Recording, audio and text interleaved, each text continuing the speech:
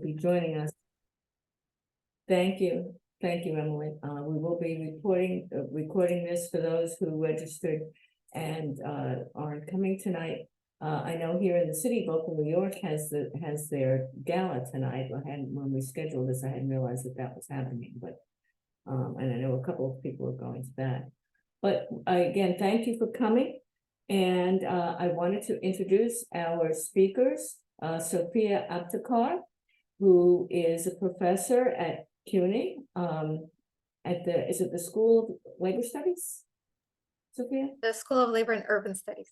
The School of Labor and Urban Studies, and Ramón Mejía, who is living in Dallas, is a former Marine and is now working to stop military recruitment and is very much in favor of counter recruitment. So welcome, Ramón. We're lucky to have you all here tonight. So Sofya's book, Green Card Soldier, just came out a few months ago, and it's a study on the recruitment and the treatments and the outcomes for immigrants who have not yet become American citizens, but who join the U.S. military for a variety of reasons. And she's going to be speaking about that tonight.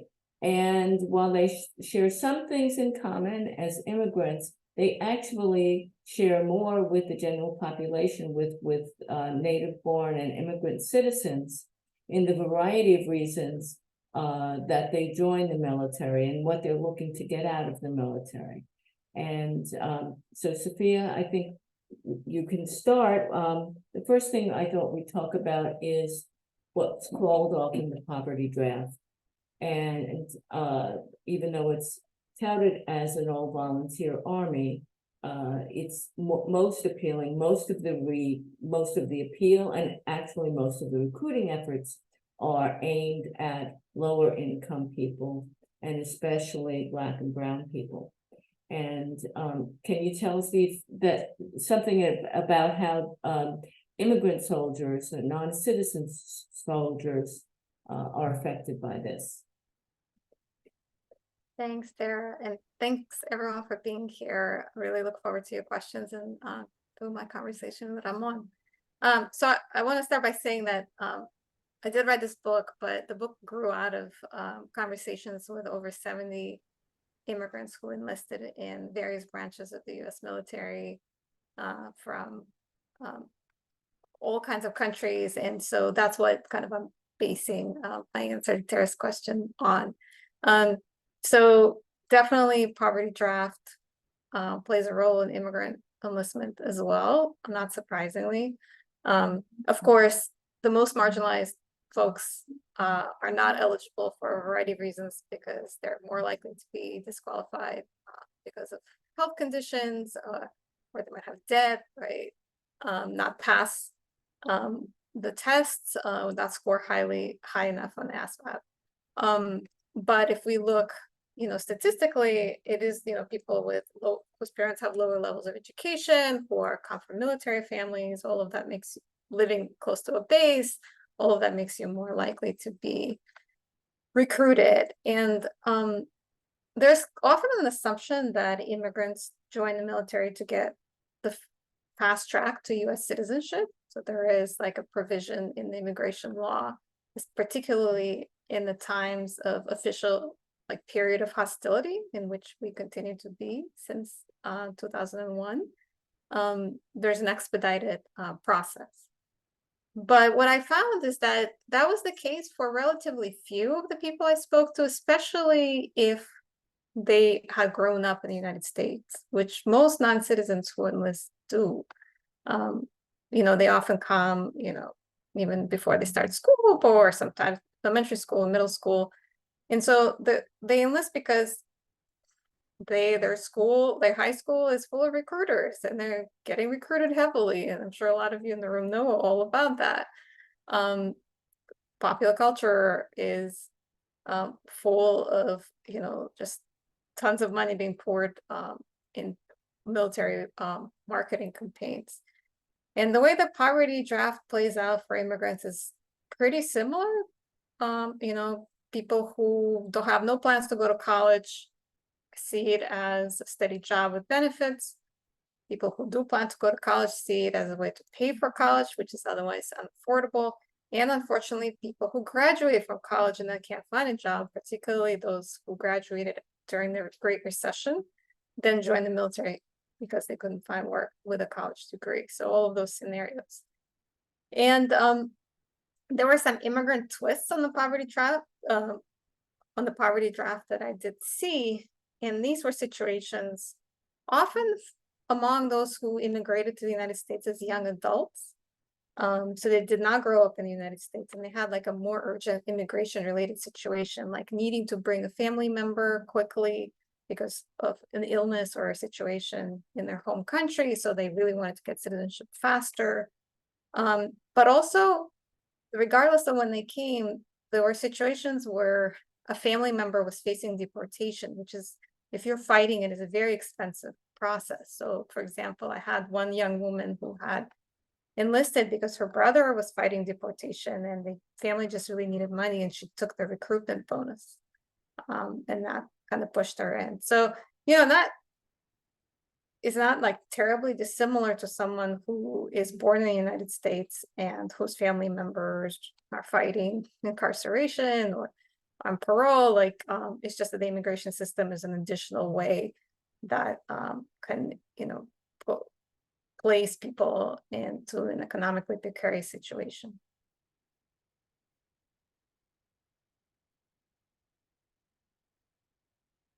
Tara, we can't hear you.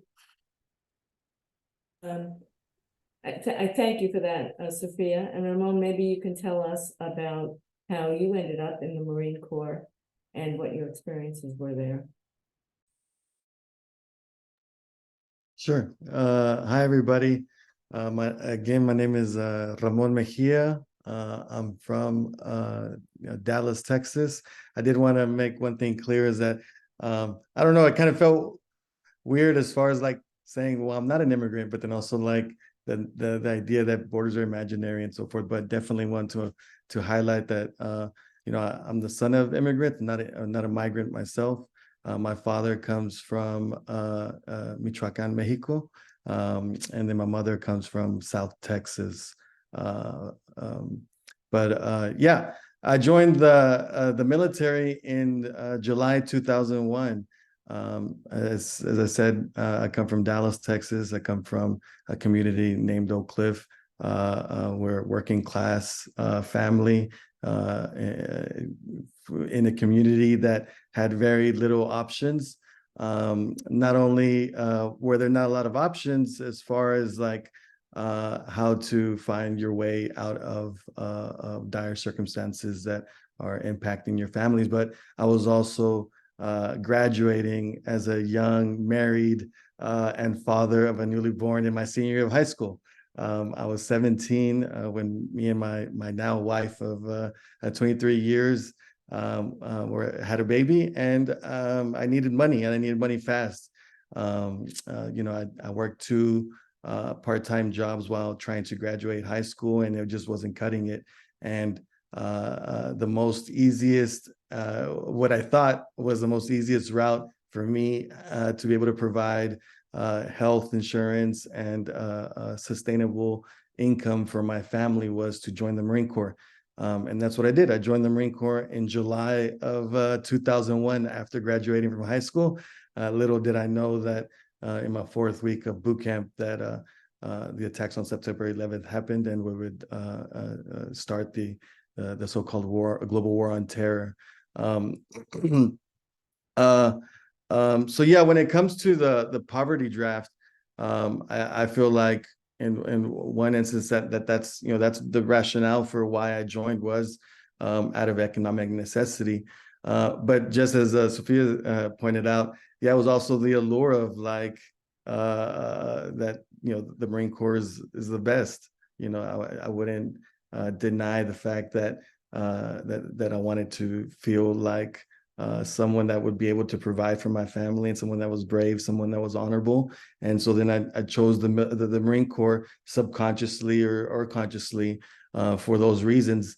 I still remember the Marine Corps recruitment video or the commercial that was it was a person slaying this like flaming like volcano dragon monster that was also considered to be one of the highest recruiting commercials for the Marine Corps, was to slay this imaginary like volcano like beast or whatnot. So yeah, that led me to join the military. Like very much like a number of my friends, and the poverty draft is really is genuinely real in the sense that if college were free, the military recruitment quotas we would see them plummet, which is one of the reasons why they won't cancel student debt and why they won't fund sustainable options for youth that that want to see higher education or trades that don't rely on them becoming tools of this violent war machine. There's definitely within so that's my kind of like joining of the reasons for why I joined the military. And then after leaving the Marine Corps, I would later join an organization of veterans, of anti-war veterans, about face Veterans Against the War, that was formerly called Iraq Veterans Against the War, where we organized against the policies of permanent war, and the use of weapons and tactics and this militarist values that were plaguing our communities. So started to organize in that way and doing counter recruitment. But yeah, that's I guess I'll end there, and yeah, definitely looking forward to the conversation. And one other thing, when he talked before, what was your experience as a Marine with non-citizen Marines and other military, and how were they treated, and how did your fellow Marines regard them? I know you were talking about the warehouse. Oh yeah, no. So there was one thing that even from coming from a family who not only has family but extended family who are non-citizens or undocumented migrants, a lot of it's just a conversation. It's not a conversation that you engage with folks. You don't talk to somebody about your status, and you don't ask questions about people's status, but you do recognize, and through conversations and through creating friendships in units, it's about whether you're in these close quarters with folks for long periods of time, and you build to build rapport and commonality between folks, and you get to hear people's stories and why where they're from and what they're doing, and it wasn't I'm not saying it was noticeable without me noticing it, in the sense that my unit, I was in First Force Service Support Group in Camp Pendleton. It was a supply company. I was an operations clerk, and we dealt with warehouse items, repair parts, lumber, MREs, water, all kinds of stuff, and it was noticeable that the warehouse was definitely a lot of Spanish speaking folks, like a lot of folks that if you didn't speak Spanish, then you were kind of made the butt of jokes by everybody there. So it was always it felt like a family. It felt like a huge community of folks, and it was noticeable that Black and Brown youth of all statuses were part of my unit, yeah, that's helpful to share. Thanks for that. And Sofya, you write also about there are non-citizen recruits from European countries who appear white, and some even from Canada. I have almost the same accent, and the difference in treatment that they receive. Could you tell us more about that? Yeah, sure. About the white immigrants, they, like myself, exist, and they join the military. And so I do write about the role of race in this whole process. So before I go into the white immigrants specifically, the military brands itself as a colorblind institution, racially egalitarian. That is not what, you know, research shows. There's a huge disparity by race in military justice, just like there is in criminal justice outside the military. In terms of promotion, there's discrimination. There is like unequal risk in developing PTSD because of the occupations that people are assigned to and so on. And so like for immigrants too, race plays a huge role. So for those who were white and who, I had a couple who had, you know, either were from Canada or migrated when they were children. So you couldn't tell by, you know, hearing them speak that they were anything but white Americans. Yeah, they were assumed to be Americans. And actually, in some cases, it backfired for them because when they asked to get assistance with naturalization, which you know, they're entitled to, and in terms of the speedier process, or raise their hand when, you know, supervisor asked, like, you know, who needs an appointment with immigration, like they were not believed at best, right? So they kind of like had to fight through it and, you know, be like, no, I am not a US citizen, even to the point where some of them have told me stories of like being in Afghanistan and being handed something that they knew they needed a security clearance for. And they didn't have it because they were not US citizens. And, you know, so they were like, I'm not supposed to be doing that, but, you know, they were kind of assumed to be US citizens. It's like the opposite experience for a lot of folks who may be born in the United States but are racialized and, you know, assumed to be foreign, specifically a lot of the Asians, and people who are, you know, assumed to be Muslim, whether or not they are, kind of face like the level of suspicion that it does not matter whether or not they were actually born in the United States. Then there were also the white immigrants who did migrate at older ages, and they had accents. So I had like, you know, Ukrainians and Russians, both who had, you know, you could hear right away that they were not American. And, you know, their experience was very much affected by that. Like they were known as the Russian, even regardless of where they actually came from. And they were also kind of, you know, not able to like really you know, feel that they ever belonged because of the presumption of their foreignness and the suspicions around it, that they had a hard time dispelling, whether in the military or outside of it.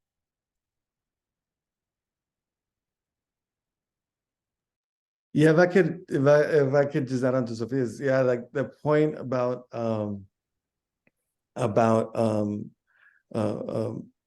like racism still being played, you know, still plays a huge role, or race still plays a huge role within the military. That's definitely something that that you experience in the military, having to deal with like not only racism from even like casual, like very much like jokingly racism, like and racial slurs towards like fellow troops of different ethnicities. And racism is utilized very like casually and jokingly within the military, that ends up actually translating to very much like being part of like the racist and white supremacist like structure that you know, outlook that you do when you go to deploy to Iraq or to Afghanistan, and that casual racism that is so, you know, so nonchalantly utilized within the unit, it goes and it ends up being weaponized in a very like brutal way. Yeah, but it was that definitely like they're pointing out that even though this idea that everybody is green, no, it's very much like well, we all bleed green, as not very in the way that the treatment of Black and brown and troops that are seen as other, as not being part of what the American fabric is very much an experience, and it gets, you know, obviously more extreme the depending on the units and so forth. Yeah. Can I jump in with more? Tell me if I've done too much, because, you know, Ramón is saying such thought-provoking things, and it also reminds me that, you know, like especially in the last couple of years, you see like headlines about, white supremacists are infiltrating the military. First of all, like that somehow is compatible with people continuing to think that like military is some kind of racially egalitarian institution. But also like it's interesting to think about what it means for the white supremacy to like be some entity outside infiltrating the US military rather than being the premise of the US military from the very beginning as a force, created to put down slave revolts and, enact genocide of indigenous people. And if we look at what the Department of Defense is lobbying for, right, it doesn't, it's against free college, obviously, or debt cancellation. I mean, it freaks out when there's an increase locally of a minimum wage. So like when Seattle raised their minimum wage to $15 an hour, that was like a huge recruitment crisis.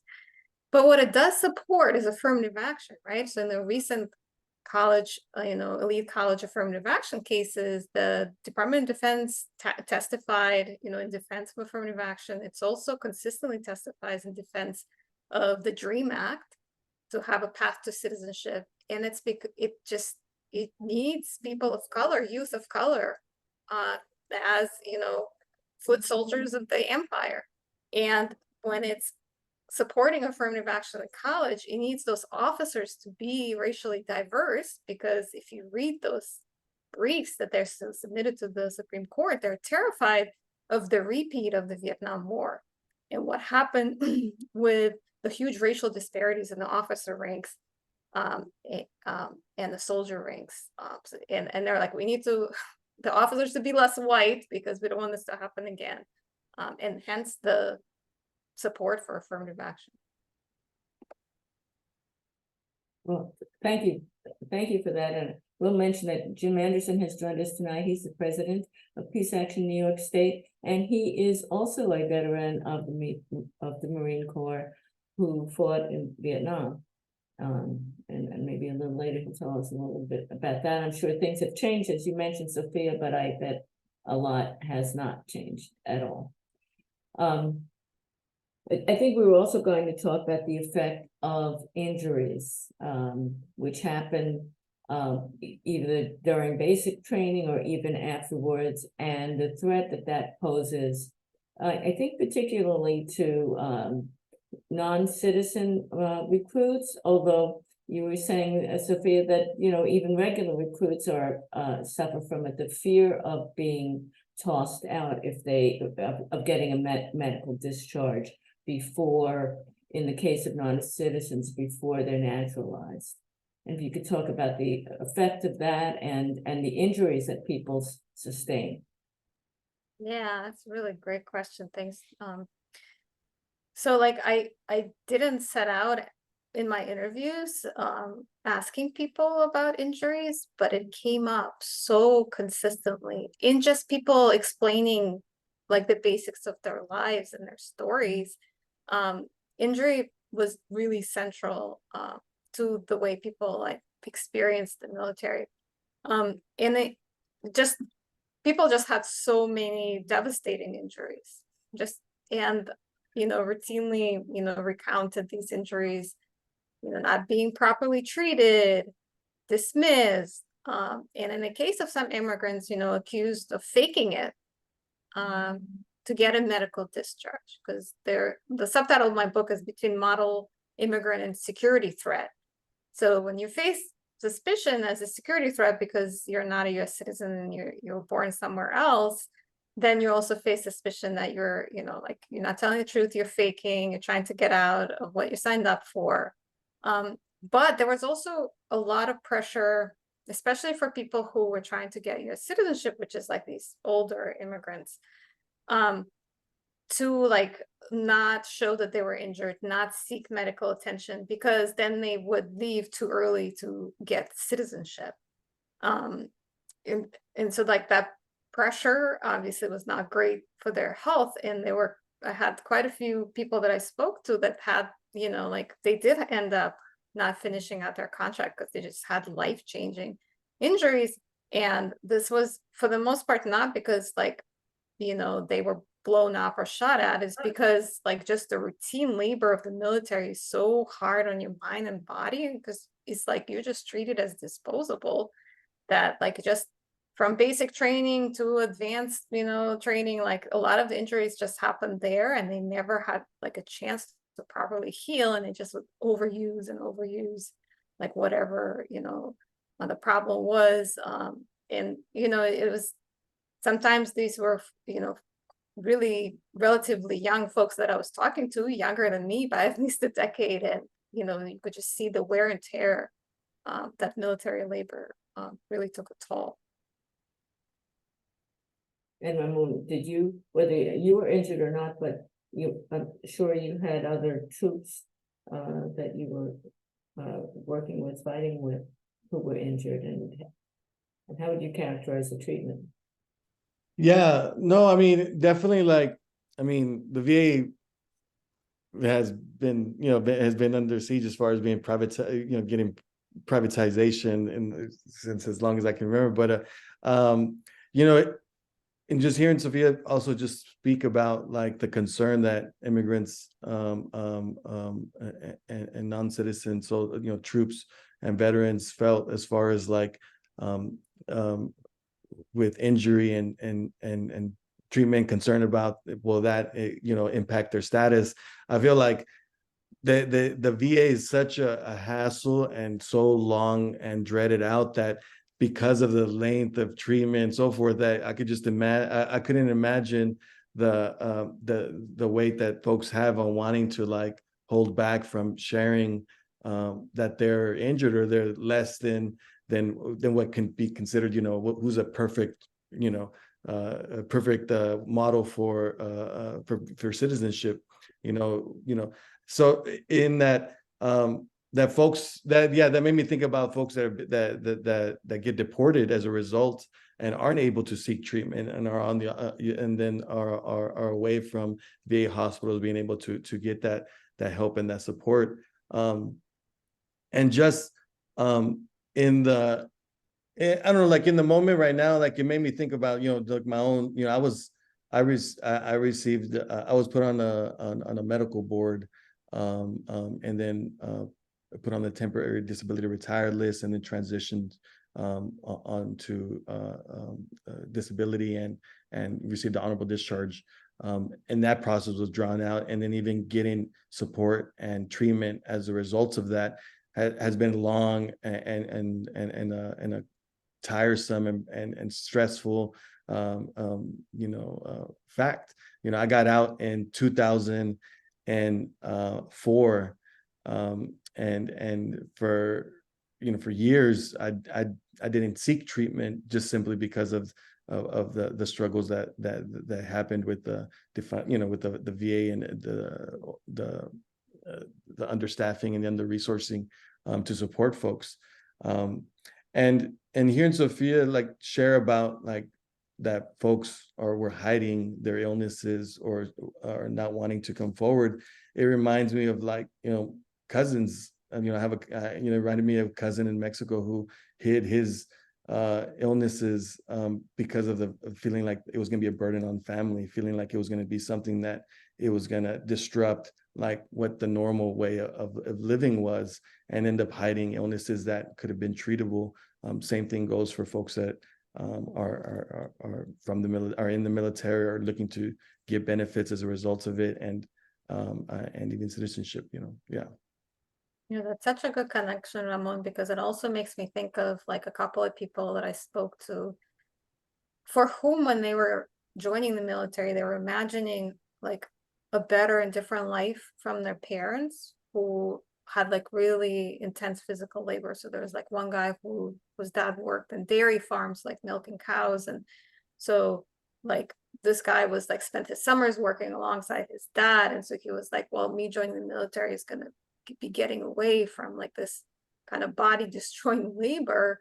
And it was like, in too many cases, that actually was not the case if you look at what happened to their bodies. I think it was related, and also to something we wanted to talk about, which is the deportation of veterans, for those who were never naturalized, that they can be deported, and then they lose any veterans benefits because they can't come back into the United States. There aren't VA hospitals overseas, and the effect of that, and that's actually a big issue now, isn't it? With some veterans actually contesting their deportation, and compounded by the fact that they can't access veterans benefits. Yeah, absolutely. Like, it actually what like galvanized me to write the book is realizing some years ago that deported veterans exist, and kind of working backwards to the beginning of the story of how they came to the United States and enlisted as young people. Yeah, no one keeps track. The government doesn't keep track, but there are estimates of many thousands of deported veterans. These are the people who did not get naturalized through the military or afterwards. However, many of them thought they did because like the recruiter told them it's automatic, or they didn't have the right information. A lot of the, people that join who grew up in the United States, they have a green card, like lawful permanent residency. Like, and they're 17 years old, they're not like joining to get citizenship necessarily. Like, they're not really paying attention to the complexities of immigration processes. They are deported for the same reason that immigrants are deported more generally, is they are convicted of what the immigration law calls aggravated felony. So aggravated felony is a category of law created under the Clinton administration in 1996 that's really broad, and it covers everything from murder to like forged checks. It varies by state. It's like the kind of crime that carries a year or a sentence or more, which really varies by where you are. And so if you're convicted of that, you serve your prison sentence and then you're deported. There's no special procedures for veterans in that system, including a lot of the people, like some of the people I talk to, and then people who report on this issue, they consistently say that in court, because the vast majority of people plead guilty, right? Like, almost everybody pleads guilty because they're told like plead guilty or you get 35 years. They weren't told about the immigration consequences of pleading guilty. So they didn't fight their cases. And some of them say like they didn't do whatever they were accused of. Some of them say they do. And then they serve their prison term and then they're deported to countries that a lot of them like have very tenuous connections to, including people who are adopted. Adopted people also get deported. Because until 2000, international adoptions, you didn't automatic, like it wasn't an easy process to become a US citizen. A lot of parents just didn't do it. And so there's just really, just really heavy stories of people. Like I remember one guy that I talked to in Ciudad Juarez when I went there, who was in the prison for 10 years. And guess what his job was in prison? Because there's prison labor too. He was sewing US military uniforms, right? Because those uniforms are made with prison labor. There's all these regulations about the military having to buy US made stuff, and that's where it gets made. So it was just like, wow. And then he got deported and had to, rebuild his life in Mexico. Huge barrier, of course, they cannot return until they die to be buried in the military cemetery. So to apply for benefits, to get evaluated for disability, which a lot of them are eligible for, they would have to go to the United States, and they can't. So there are incredible organization efforts among them, like they themselves advocated for each other, for their community of deported veterans in northern Mexico, specifically in Tijuana and Ciudad Juarez, although people are deported across the world. And they have the access to benefits has improved somewhat because of this advocacy. So they, at some point, the VA contracted doctors to go to Mexico City, and as many people as could then travel to Mexico City to be evaluated for disability. And some of them are able now to get at least those payments, if not, the actual health care that they are entitled to as veterans. So it's a very, very difficult situation, and there's like constant, you know, if you follow them on social media, like they're dying at very high rates at pretty young ages too. It's very tragic. Jim, did you have your hand up before you have a question? Yeah, when talking about the healthcare, I was wondering about the mental status. Did any of that, were there any particular things around where their mindsets were? And was there anything, do you have anything about any of them among the suicides that have been happening with ex-military personnel? Thank you.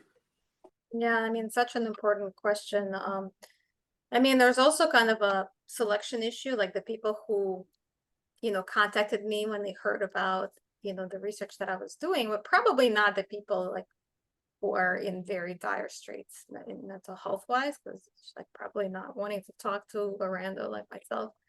But that said, you know, there was definitely people who, without me asking, talked about mental health struggles. Often they were connected to their injuries, right? And just like the life-changing injuries they sustained. But also, especially among like the somewhat older veterans that I spoke to, they talked about substance use disorders and traced them directly to the things that were happening while they were in the military. And the encouragement, you know, they got there for drinking and you know, taking drugs, and that, you know, kind of continued after, often as part of the story of how they became incarcerated and deported, for those who did. And those struggles, you know, in some of them like did not seek healthcare. There were a couple who said like, I don't need handouts from the government kind of attitude. And if you look at the utilization of, you know, I'm sure a lot of you know, like mental health services is quite low, like specifically even in New York State, it's very low by veterans. And others, you know, I spoke to one guy who's like my neighbor in Brooklyn who goes to the VA 4 times a week for all the things that he needs treatment with, but he did not start going until like 15 years out.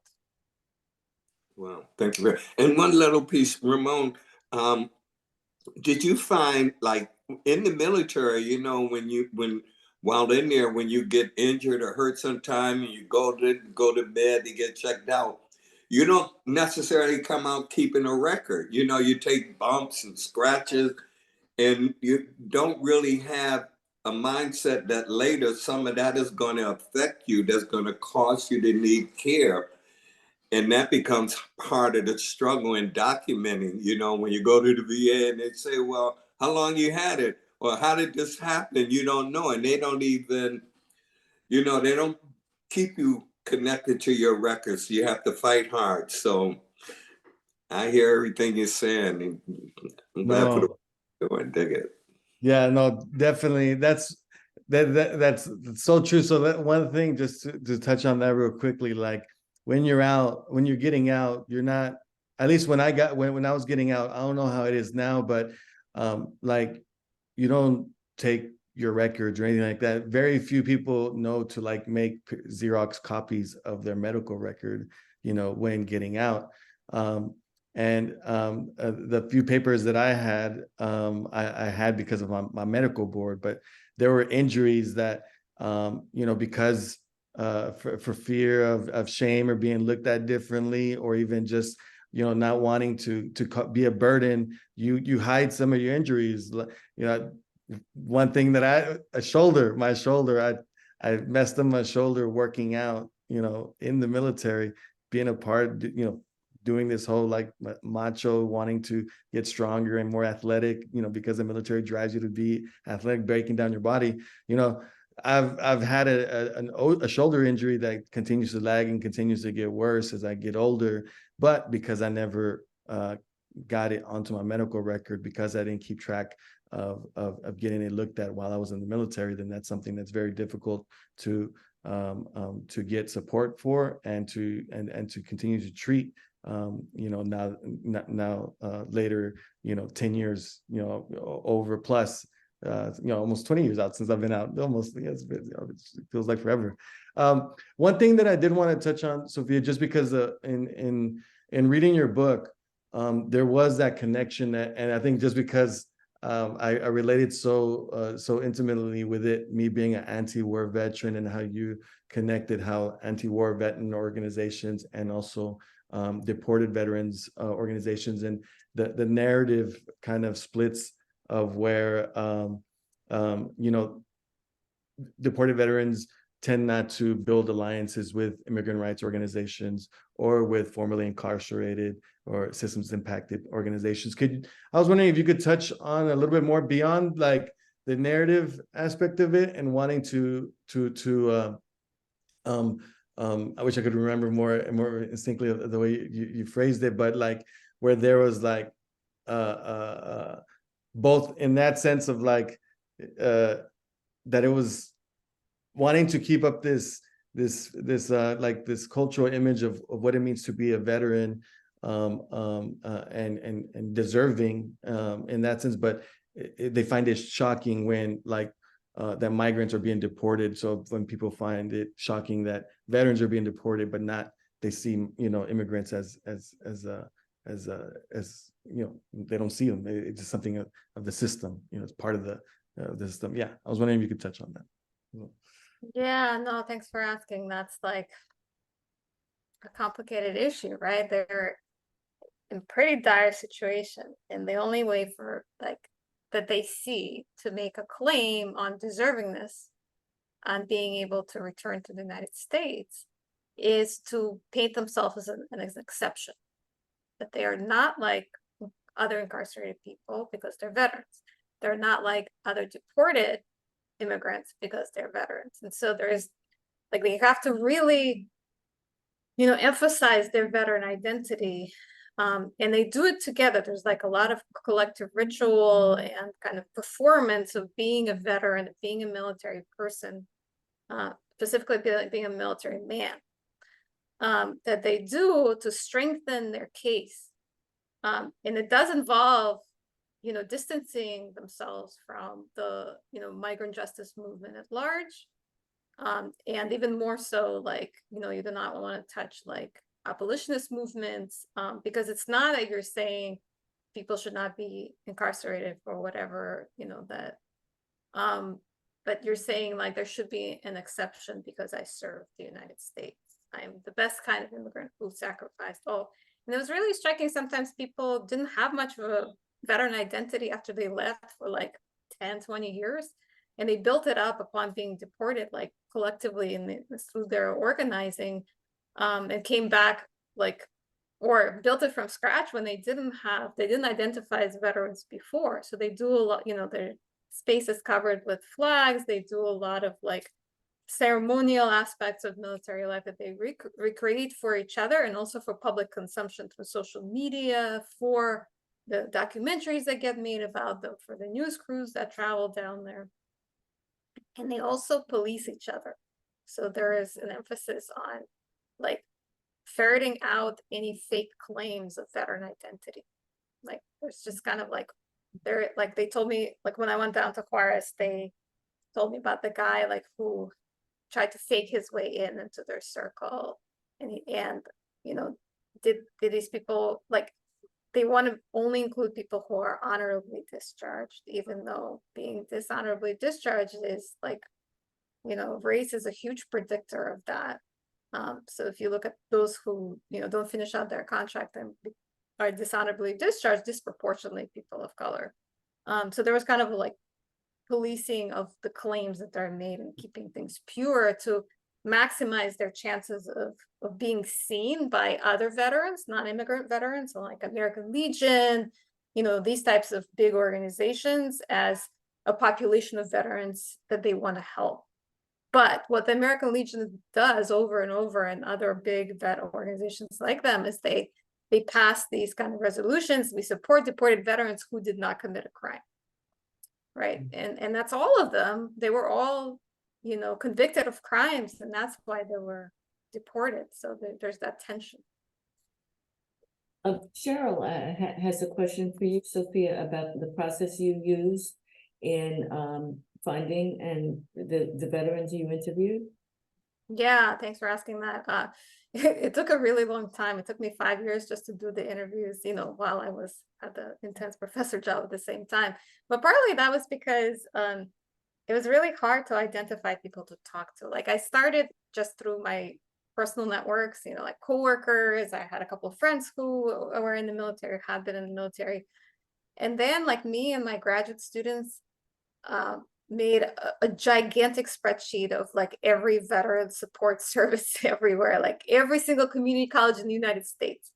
And we would just like months and months would just call and ask them to like hang up a flyer in this legal clinic you're gonna have. And I can't tell you how many times people said, we don't have anyone like that.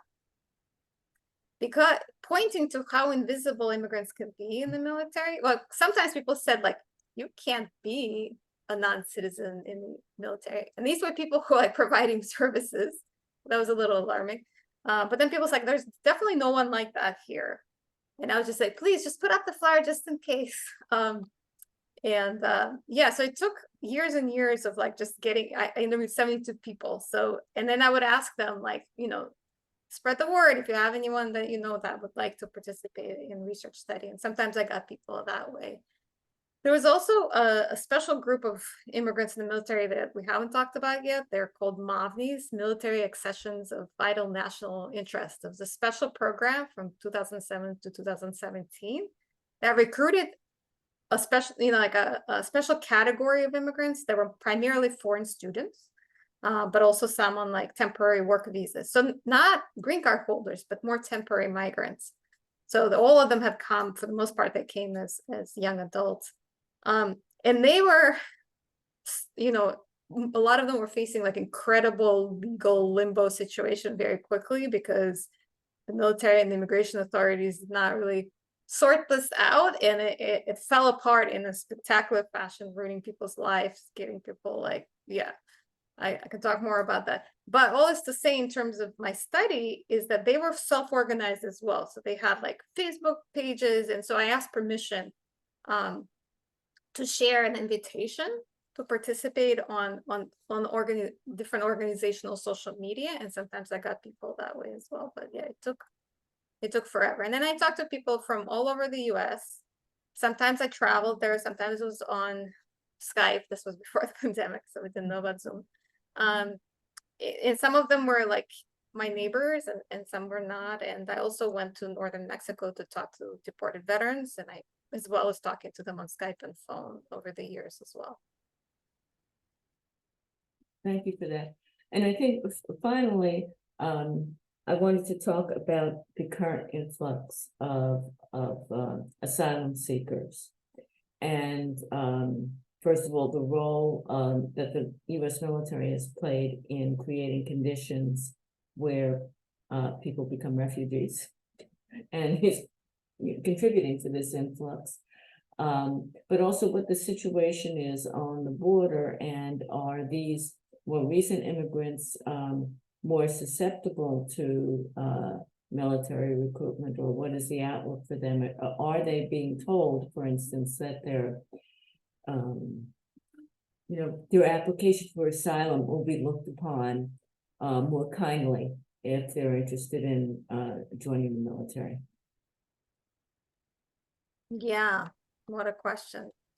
Certainly if that's happening, I haven't heard about it yet, but it wouldn't shock me. And also before this, so-called migrant crisis, there's definitely reports of being like, even people like at the border who were apprehended being told like, do you want to join the Marines? Because that would help your case. But yeah, but to go back to the beginning of your question, Tara, I mean, US imperialism and US military is like a huge contributor to why people migrate in the first place, directly or indirectly. We see that continuously playing out.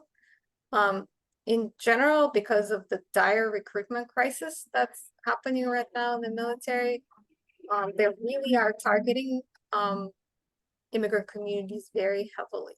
So they are infiltrating like immigrant social media support groups.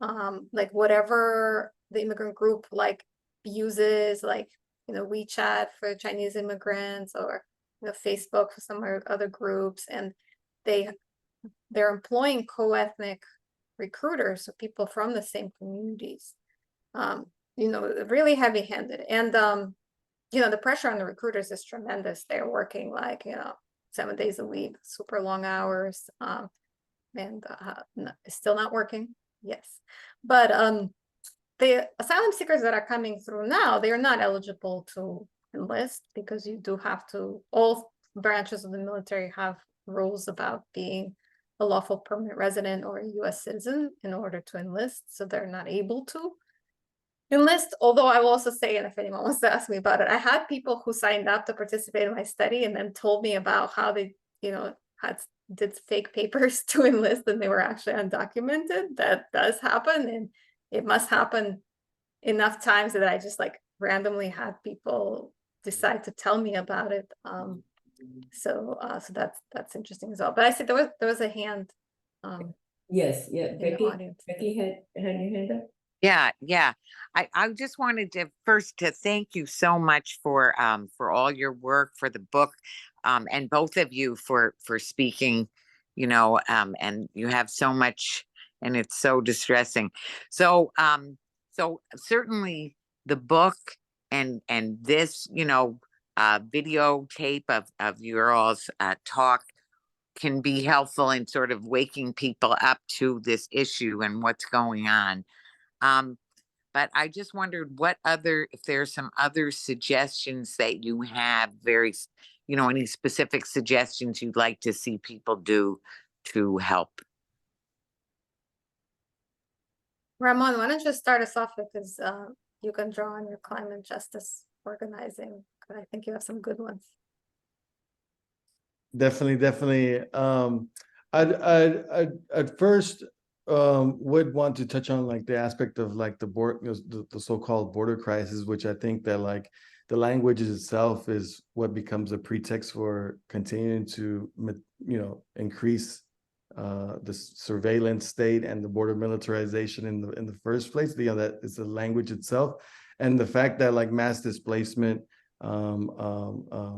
is essentially a result of the crisis, is not of migrants, but of like capitalism, of conquest, of climate change, and that aspect of that coming to climate change is the fact that you know that there are more people displaced, and there's a crisis of displaced and unhoused peoples within borders versus the criminalization of migrants in that sense, right?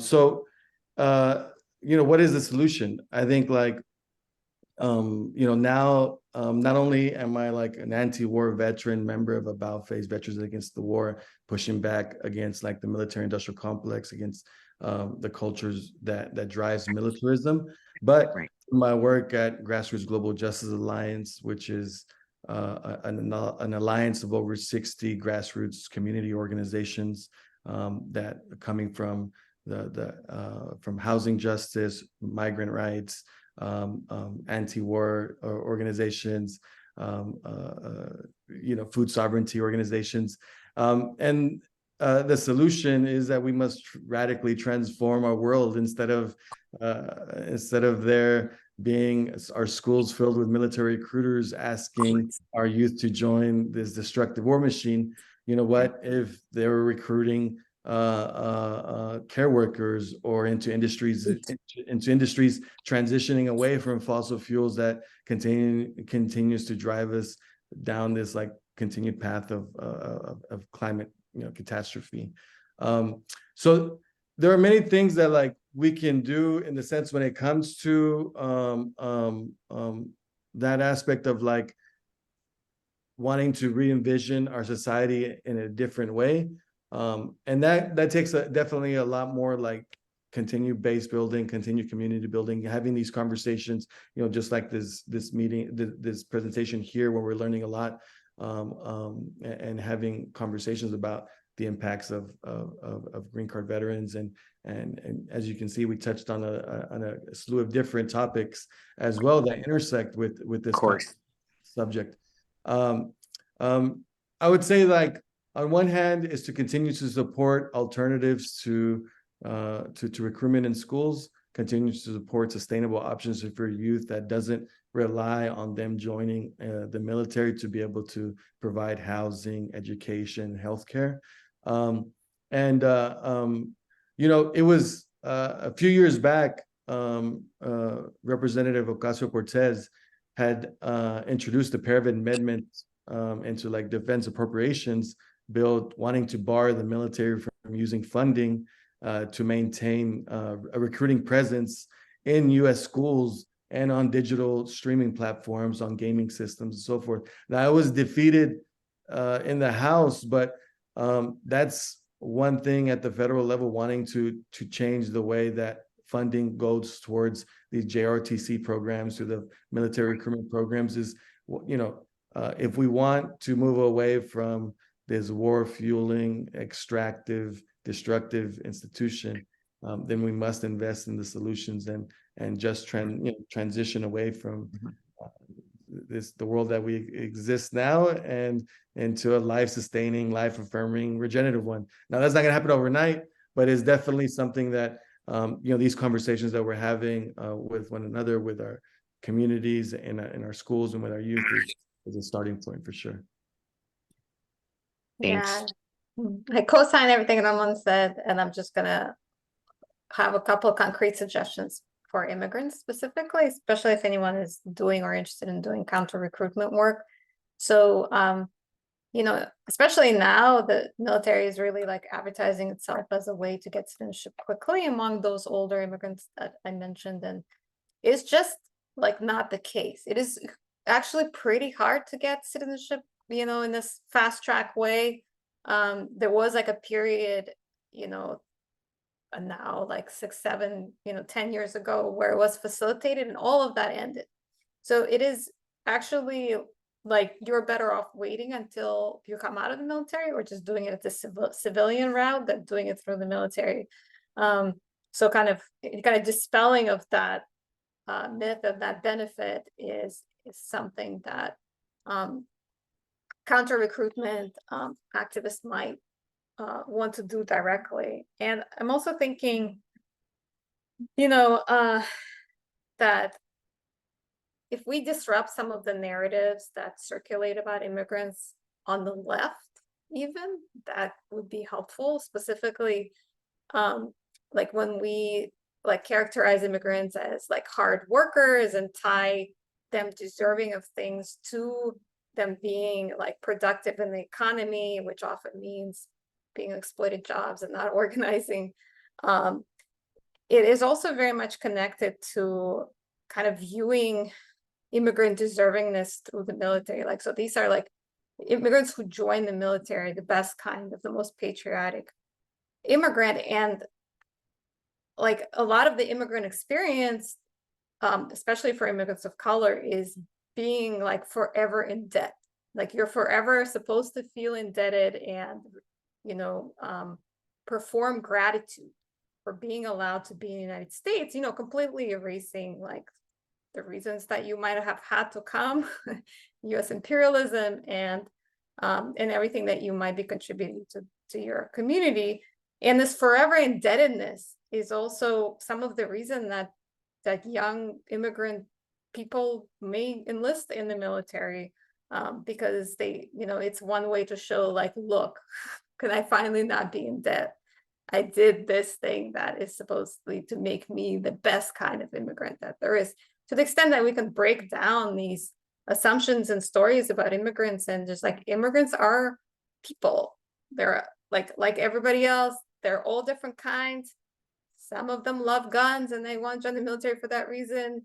Like all kinds. Yeah, just kind of make it a more complex story. I think that would be helpful. So also, yeah. So let's turn off the pipelines, and specifically the immigrant pipeline, into the military. Just to add on to that, Sofya, I was reading as I was reading your book, and I looked up like the number of sites that do naturalization, and a majority of them were shut down, and I think all the foreign sites were shut down. So that's one way that it impacts active duty personnel, in the sense that they are oftentimes deployed or overseas or different spaces that they don't have the time or availability to go through the actual process. But yeah, where they were ended up being closed and stuff. Yeah, thank you both for that. And there was a question in the chat, if you saw it, about the website for Ramon's organization. And so, you know, he's put it in the chat, and we can send it around after this, when we send around the recording also. So there was you know, on that last point about naturalizing now, it's much easier as a civilian than it is while you're still in the military. I remember in your book, Sofya, that you mentioned that sometimes an applicant had to have their interview or had to submit certain papers to immigration in the naturalization process, and they were deployed overseas. So they couldn't do it. They would have to have an in-person interview, but they were deployed overseas, or they needed certain records that they could get only if they were in the United States and in the part of the United States where those records were available. And maybe they were based thousands of miles away. And so that's fed into the military no longer being a good way to gain a citizenship, if that's what you want. Yeah, and when you say no longer, like there was like a blip in a historical blip when it was relatively easy for some to get. Like immigration and the military are both enormous bureaucracies, and they're not like made to work together. So the way I think about it is that these immigrant military workers are like stuck between the gears of the two bureaucracies, right? So they're, you know, like what the immigration system demands of you, like the appointments, it's better not to move because then, you know, things get lost in the mail. Like that is incompatible with military life. But you can't, it's so hard to even take a day off to like, you know, drive to the USCIS office for your interview. That might be 6 hours away. And like your commander's like, I don't care that you have this interview. Like there were so many stories, like also like then, you know, you're deployed somewhere, you never get the paperwork, they lose it twice. And, you know, they facilitated naturalization starting around 2007 for about 10 years. Like they built it into the basic training that you could get naturalized like at the same time.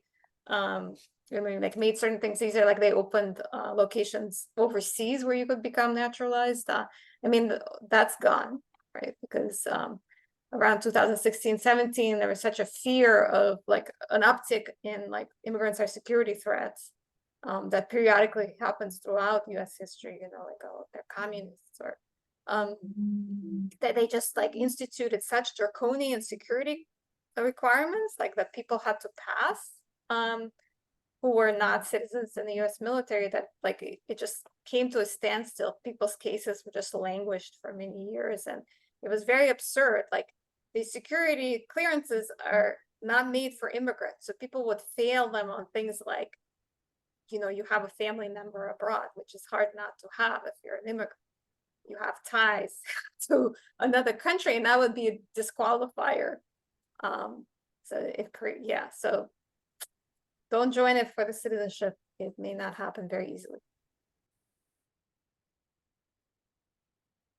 Well, I thank you both for that. Are there any other questions or any other comments you'd like to have on the presentation? Because it's certainly something we should probably think about in our organizing, and maybe and especially for youth, for high school youth. Susie, I see your hand up. Yeah, I wanted to ask, is there something that we might share with people that are immigrants coming in to sort of not, well, I guess, forewarn them about the possibilities of this happening for them, and what to know to get the big picture so that they're not lured into either coming in or already being here?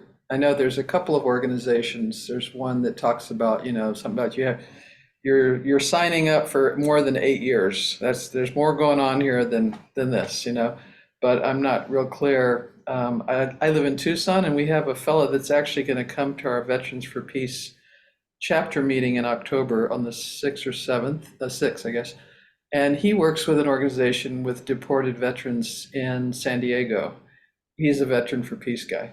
So we're really interested because we're like, didn't know, like what? We just had a conference, a national conference.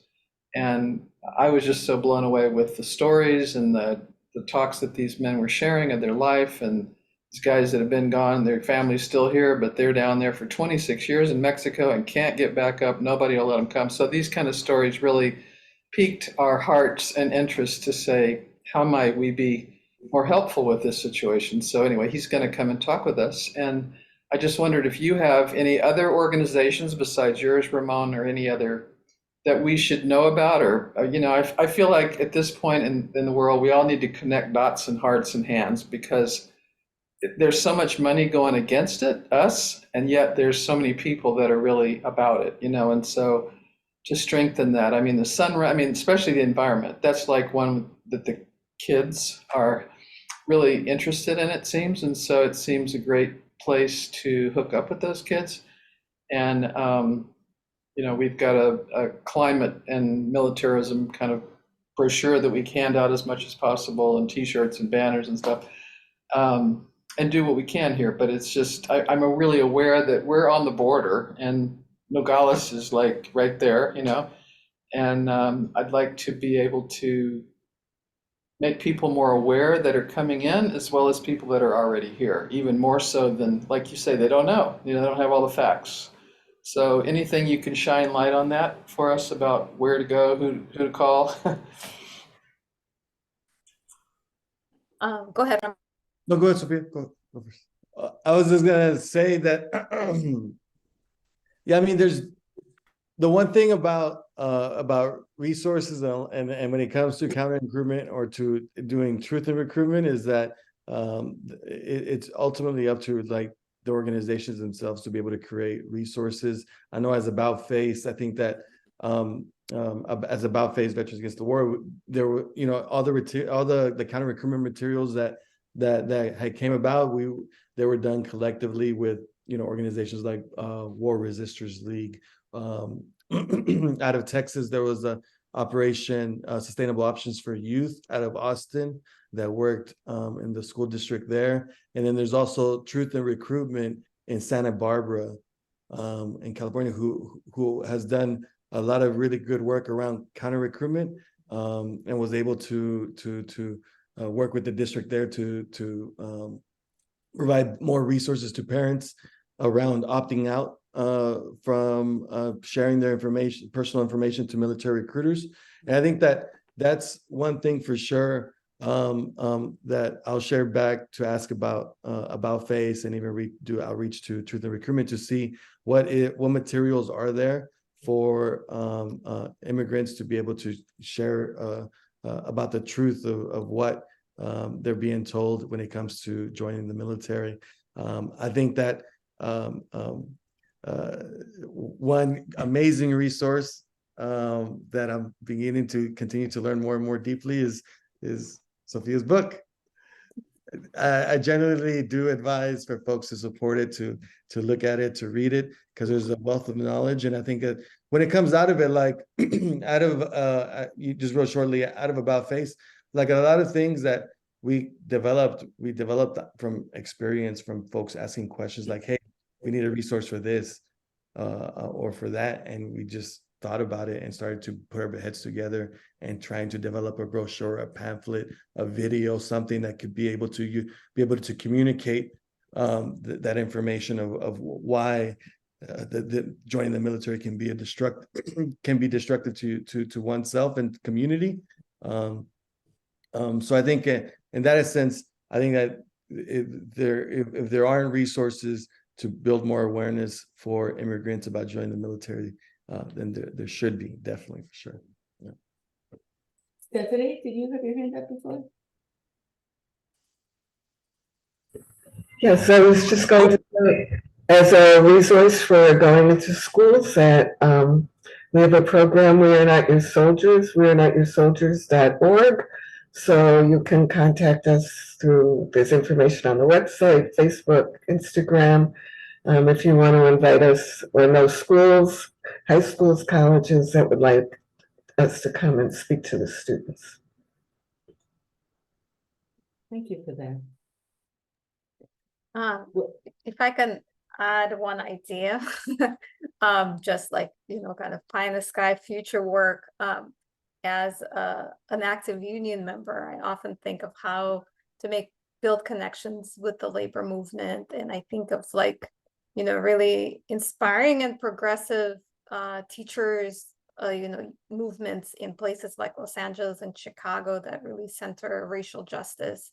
And how, as anti-war organizers, we might connect with those teachers, and built in counter-recruitment, anti-militarism into their platforms that emphasize racial justice for themselves as workers and for their students, who are primarily people of color too.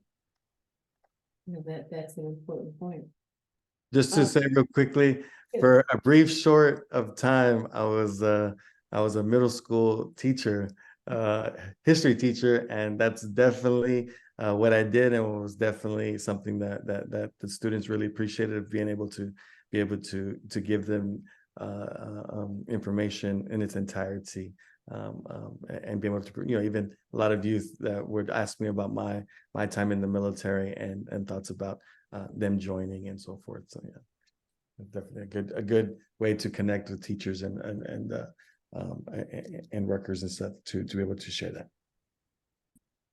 Thank you for that. And it's a whole nother topic, but the repression that's happening in schools now, both in K-12 and even in universities, of what books you can't teach, what things you can't say, and it's we're going into very bad times right now. Does anyone have any other questions? I have a comment. I think the fact that something that Cheryl, in responding, when acting, would you write another book in the myth of immigrants?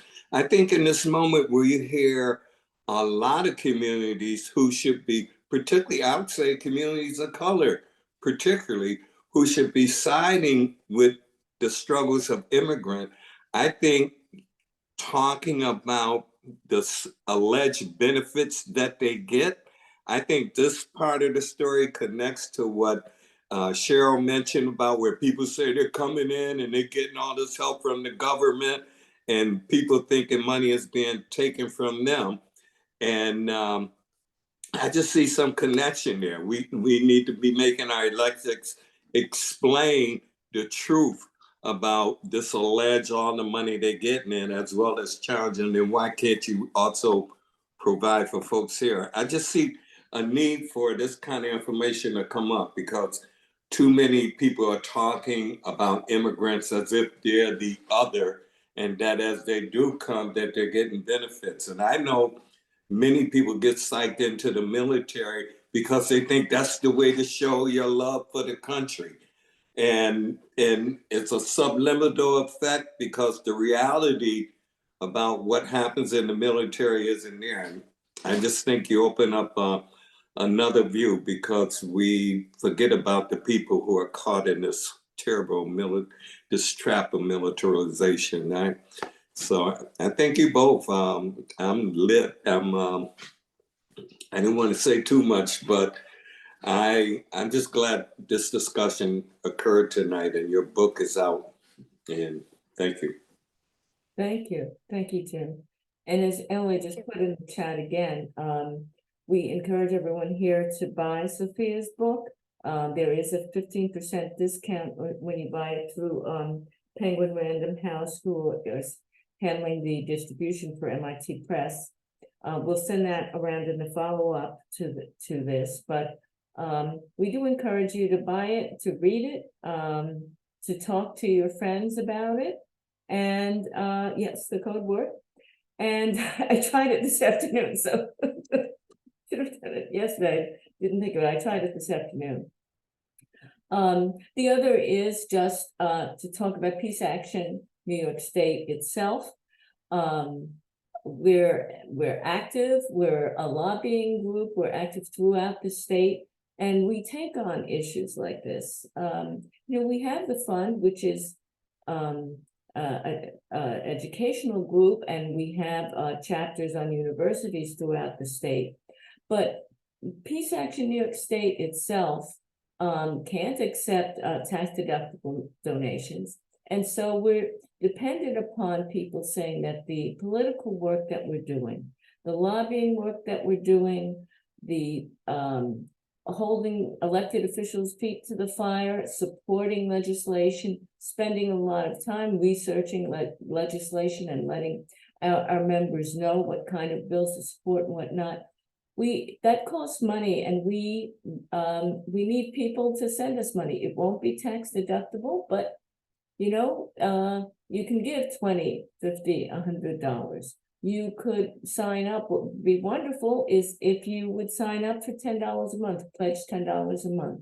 You won't notice it, and at the end of the year, we'll have $120, which makes a big difference to a small organization like this. So if you can donate, go to PANYS, that's peaceactionnewyorkstate.org, and you'll be able to donate. And so I wanted to thank very much Sofya and Ramón for their time tonight and the time that they spent even before this meeting getting ready for it and meeting with me. And so thank you all. Thank everyone for coming. And I hope there's actions that come out of this.